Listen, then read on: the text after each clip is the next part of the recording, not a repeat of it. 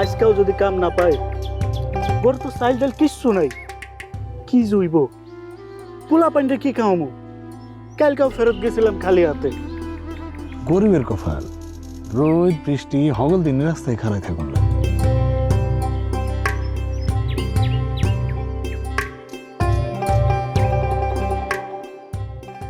আসসালামু আলাইকুম চাচা। ওয়ালাইকুম আসসালাম। চাচা কেমন আছেন? আছি আলহামদুলিল্লাহ, ভালোই আছি। আপনি দেখলে খুব মায়া হয়, এখনো কত কষ্ট করেন। তো চাচা শরীরে কি অবস্থা? আলহামদুলিল্লাহ, আল্লাহর রহমতে ভালো আছে। যাক ভালো।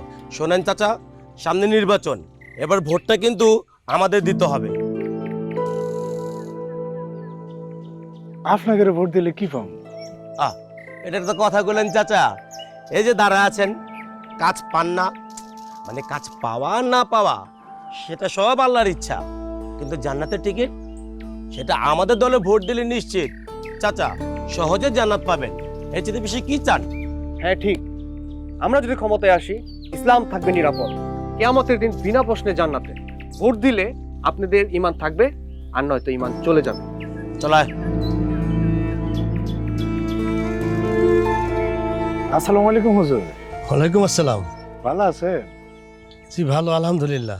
আপনি কেমন আছেন চাচা? এতক্ষণ তো ভালোই ছিল, কিন্তু ওনাগের কথা শুনে তো চিন্তায় পড়ে গেলাম। কেন, কি হয়েছে? এই যে ওনারা বলতেছেন ওনাদেরকে ভোট দিলে নাকি জান্নাতের টিকিট পাওয়া যায়, এই দেশে ইসলাম থাকবে নিরাপদ, আর যদি ভোট না দিই তাহলে নাকি ঈমান থাকবে না। কথাটা কি সত্য?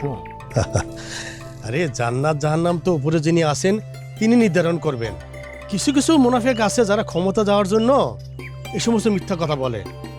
শুনেন, তাদেরকে বিশ্বাস করা পাপ, বুঝছেন? জি। আরো শুনেন, যারা এই সমস্ত কথা বলে তাদের জন্য এদেশে ইসলাম সবচেয়ে ঝুঁকিপূর্ণ। তারা ধর্মের নাম ভাঙাইয়া নিজেদের স্বার্থ সিদ্ধির হাসিল করে। তাই এদের থেকে যত দূরে থাকবেন আপনাদের ঈমান এবং আমল সহি থাকবে। আপনারা বুঝতে পেরেছেন? জি ইমাম সাহেব, বুঝতে পেরেছি। ভোট দেব তাকে যে আমাদের মানুষ ভাবে।